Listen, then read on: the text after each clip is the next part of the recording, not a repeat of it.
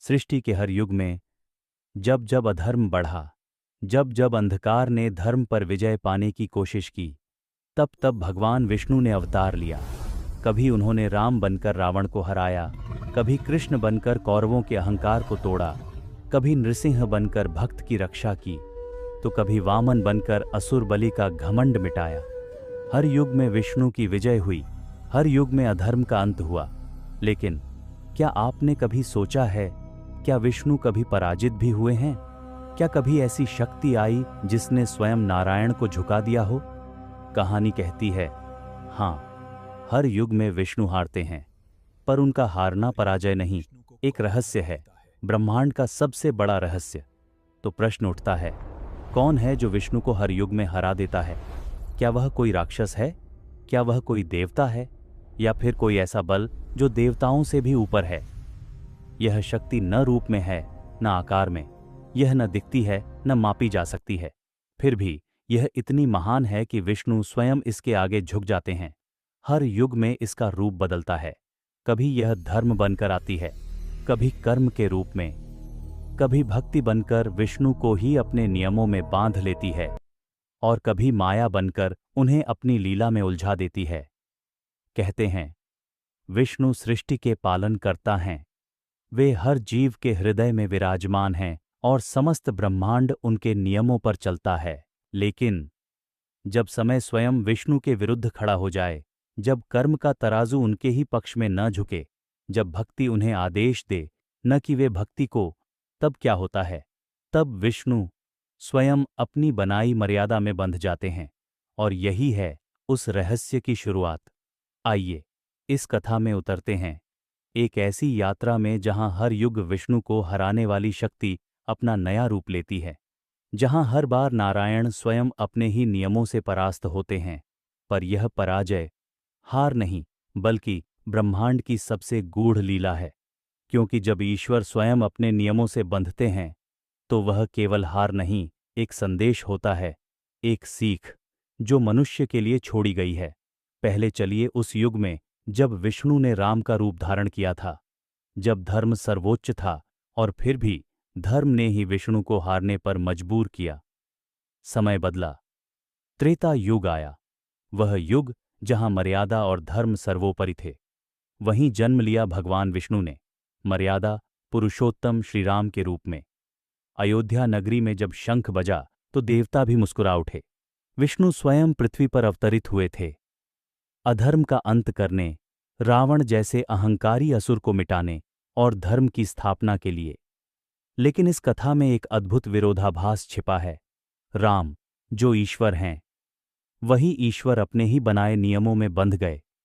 उन्होंने अपने जीवन को ऐसा जिया कि हर निर्णय, हर त्याग धर्म के आगे सिर झुकाता गया। जब दशरथ ने कैकेयी से वचन दिया था कि राम को वनवास भेजेंगे, तब राम जानते थे कि वे चाहें तो उस वचन को पलट सकते हैं, क्योंकि वे तो विष्णु थे, सबकी नियति लिखने वाले। पर उन्होंने ऐसा नहीं किया। उन्होंने कहा, पिता का वचन ही मेरे लिए सर्वोच्च धर्म है। और इस प्रकार विष्णु स्वयं अपने ही बनाए नियम में बंध गए। वह जो सृष्टि को संचालित करते हैं, अब एक सामान्य मनुष्य की तरह वन की धूल में चलते दिखे। नंगे पांव, साधारण वस्त्रों में, कंधे पर धनुष और मुख पर शांति। फिर आया वह क्षण जब सीता का हरण हुआ। लक्ष्मण और राम दोनों व्याकुल हुए। राम का हृदय जो स्वयं प्रेम और करुणा का सागर था, वह अब एक सामान्य पति की तरह तड़प उठा। सोचिए, यह वही विष्णु हैं जिनके एक संकेत से ब्रह्मांड नष्ट हो सकता है, पर अब वे एक इंसान की तरह रो रहे हैं। क्यों? क्योंकि उन्होंने मर्यादा का व्रत लिया था, क्योंकि उन्होंने यह वचन दिया था कि जब तक अधर्म समाप्त न हो, तब तक मैं मनुष्य रूप में ही रहूंगा। और यही वह क्षण था जब विष्णु को हराया धर्म ने। धर्म, जिसे वे स्वयं संचालित करते हैं, अब वही धर्म उन्हें बांध चुका था। वे चाहें तो पलक झपकते सीता को लंका से लौटा सकते थे, पर नहीं, उन्होंने युद्ध लड़ा, दर्द सहा, क्योंकि उन्हें दिखाना था कि धर्म का पालन सबसे ऊपर है, चाहे वह ईश्वर ही क्यों न हो। वनवास के 14 वर्ष बीत गए। अंततः रावण का अंत हुआ। राम ने विजय पाई, पर क्या वह सच्ची विजय थी? जब वे अयोध्या लौटे, जनता ने जयकार की, जय श्री राम, जय श्री राम। पर उस जय घोष के पीछे एक मौन था। राम के हृदय में एक पीड़ा, क्योंकि सीता को अग्नि परीक्षा देनी पड़ी। वह परीक्षा जो न तो नारी की थी न पत्नी की, वह परीक्षा थी धर्म की। राम जानते थे कि सीता पवित्र हैं, पर उन्होंने समाज के नियमों के आगे सिर झुका दिया। और यही वह पल था जब विष्णु फिर हारे, इस बार लोक मर्यादा के आगे। वे ईश्वर थे, पर समाज के प्रश्नों के आगे मौन रहे। सीता को त्याग दिया, और उसी त्याग में छिपा था वह गूढ़ रहस्य कि ईश्वर भी अपने बनाए नियमों को नहीं तोड़ते। श्रीराम का जीवन इस बात का प्रमाण बना कि यदि विष्णु स्वयं धर्म के आगे झुक सकते हैं, तो मनुष्य को भी अपने कर्तव्य, अपने वचन और अपने सत्य के आगे झुकना चाहिए। पर कहानी यहीं समाप्त नहीं होती, क्योंकि समय आगे बढ़ता है और युग बदलता है। अब आने वाला था द्वापर युग, जहां विष्णु ने कृष्ण रूप धारण किया। वह युग जहां ईश्वर स्वयं नीति के माध्यम से अधर्म को मिटाने उतरे। पर वहां भी एक ऐसी शक्ति थी जिसने उन्हें पराजित किया।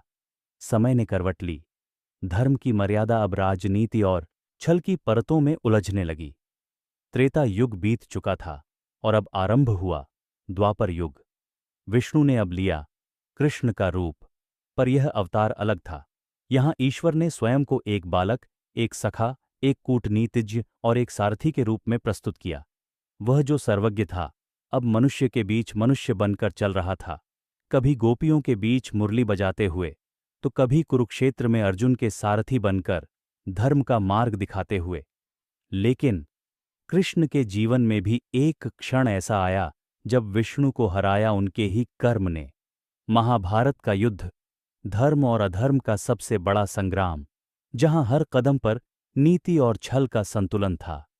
कृष्ण ने अर्जुन को गीता का ज्ञान दिया, उन्हें बताया, कर्म कर, फल की इच्छा मत रख। पर क्या आप जानते हैं कि यही कर्म का सिद्धांत अंत में स्वयं कृष्ण पर लागू हुआ? युद्ध समाप्त हुआ, कौरवों का अंत हो गया। पर जब विजेता युधिष्ठिर भी शांति नहीं पा सके, कृष्ण ने उन्हें समझाया कि हर परिणाम, हर विनाश समय का नियम है। लेकिन वह नियम एक दिन स्वयं कृष्ण पर भी आया। युद्ध के बाद द्वारका में सब कुछ शांत लग रहा था, पर भीतर से उस राज्य में विनाश का बीज बोया जा चुका था। कृष्ण के वंशज यादव मदिरा, अहंकार और वैभव में डूब गए थे। कृष्ण जानते थे कि यह पतन अनिवार्य है। उन्होंने स्वयं गांधारी के श्राप को स्वीकार किया था। हाँ, वह गांधारी जिसने युद्ध में अपने 100 पुत्रों को खो दिया था। उसने कहा था, कृष्ण, तुम भी अपने कुल का विनाश देखोगे जैसे मैंने देखा। कृष्ण मुस्कुरा दिए, क्योंकि वे जानते थे यह कर्म का फल है और ईश्वर भी अपने कर्मों से नहीं बच सकता। समय बीता। द्वारका में एक दिन महासमर छिड़ा। यादव आपस में लड़ पड़े। मदिरा और मोह ने उन्हें अंधा कर दिया। हर योद्धा ने दूसरे को मार डाला। आखिर में वह स्वर्ण नगरी, जिसे विष्णु ने स्वयं रचा था, समुद्र की लहरों में डूब गई। और तब श्री कृष्ण अकेले शांत वन में चले गए। धरती पर उनका कार्य पूर्ण हो चुका था। वह जानते थे अब अंत समीप है, क्योंकि यह भी कर्म का परिणाम था। एक शिकारी जरा दूर से उन्हें हिरण समझ बैठा और एक बाण छोड़ा जो कृष्ण के चरणों में आ लगा। यह वही कृष्ण थे जो अर्जुन को कर्म का उपदेश दे चुके थे, जो समय को संचालित करते थे। आज वही समय के नियम के आगे झुक गए। कृष्ण मुस्कुराए। उन्होंने शिकारी को क्षमा किया और कहा, जो होता है वही होना चाहिए। यह भी उसी लीला का भाग है। और उसी क्षण विष्णु ने अपने कर्म को स्वीकार करते हुए देह त्याग दी। धीरे धीरे संगीत पुनः गूंजता है, अब शांति भरी धुन में। यहां भी हार नहीं थी, बल्कि यह दिखाना था कि ईश्वर भी कर्म के नियमों से बंधे हैं, क्योंकि ब्रह्मांड में कोई भी शक्ति कर्म से ऊपर नहीं। त्रेता में विष्णु हारे धर्म से, द्वापर में हारे कर्म से, पर अब समय आने वाला है सत्य युग का, जहां विष्णु को हराया किसी ने नहीं, बल्कि भक्ति ने उन्हें झुकने पर मजबूर किया। समय फिर से बदल गया। सत्य युग का आरंभ हुआ, वह युग जब धर्म अपनी चरम अवस्था में था। हर जीव अपने कर्तव्य को जानता था, हर हृदय में सत्य की ज्योति जलती थी। पर जहां सत्य होता है वहां असत्य भी अपना रूप लेकर आता है। और इस बार असत्य का रूप था हिरण्यकशिपु, वह असुर राजा जिसका अहंकार इतना बड़ा था कि उसने स्वयं को ही ईश्वर मान लिया था। उसने कहा, मेरे सिवा कोई देवता नहीं, न विष्णु, न शिव, न ब्रह्मा, सभी मेरे अधीन हैं। लेकिन उसके ही घर में जन्म लिया एक बालक ने, जिसने इतिहास बदल दिया, भक्त प्रहलाद। छोटा प्रहलाद दिन रात नारायण का नाम जपता था। वह अपने पिता से नहीं डरता था, क्योंकि उसे विश्वास था विष्णु हर जगह हैं, दीवारों में, वायु में, अग्नि में, हर कण में वही हैं। हिरण्यकशिपु क्रोधित हो उठा। उसने प्रहलाद से पूछा, कहाँ है तेरा विष्णु? क्या वह इस स्तंभ में भी है? प्रहलाद ने मुस्कुराते हुए कहा, हाँ पिता, वह यहां भी हैं। और अगले ही क्षण वह स्तंभ फट गया। प्रकाश की अग्नि लहर उठी, आसमान कांप उठा और प्रकट हुए नृसिंह, अर्धनर, अर्धसिंह, अत्यंत प्रचंड, पर फिर भी शांत। उनकी गर्जना से आकाश गूंज उठा। कहते हैं, उस पल न समय था, न स्थान, न नियम, क्योंकि नृसिंह किसी भी सीमा में बंधे नहीं थे। वह रूप था भक्ति की पुकार का उत्तर। प्रहलाद की भक्ति इतनी गहरी थी कि विष्णु स्वयं अपने स्वरूप से परे निकल आए। वे न देवता रहे, न शासक, वे बन गए भक्त के आदेश पर प्रकट हुआ प्रेम।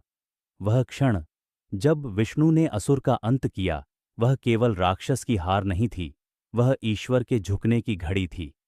क्योंकि इस बार उन्हें न किसी श्राप ने बाध्य किया, न किसी धर्म ने, न किसी कर्म ने, बल्कि भक्ति ने। प्रहलाद रो पड़े। उन्होंने नृसिंह से कहा, प्रभु, अब शांत हो जाइए, असुर का अंत हो चुका है। और कहते हैं, नृसिंह की क्रोधाग्नि तब शांत हुई जब उस छोटे बालक ने अपने हाथ जोड़कर उनके चरणों में सिर झुका दिया।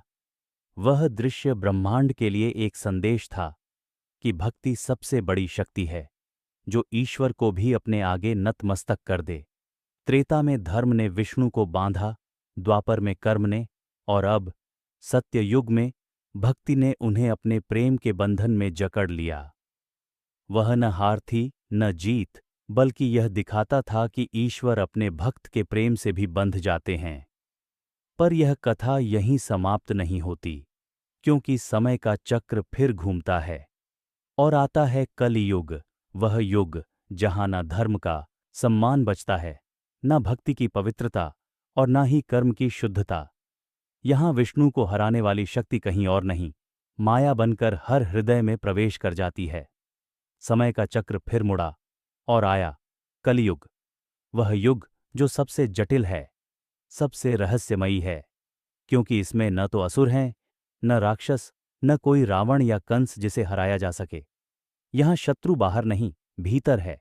और इस बार जो शक्ति विष्णु को भी हरा देती है, वह कोई तलवार या युद्ध नहीं, बल्कि एक सूक्ष्म बल है, माया।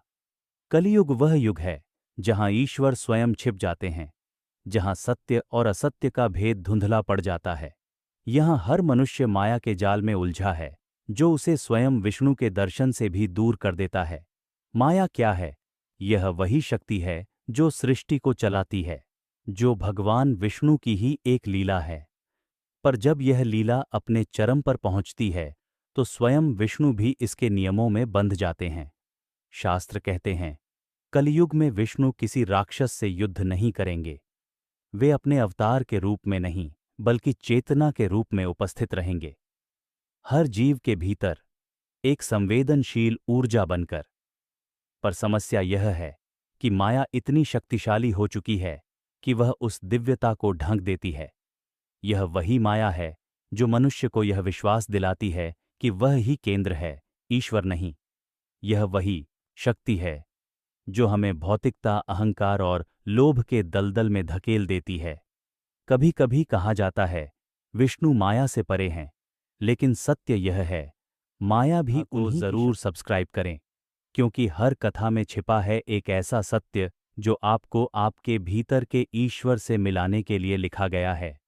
फिर मिलेंगे एक और रहस्यमय कथा के साथ।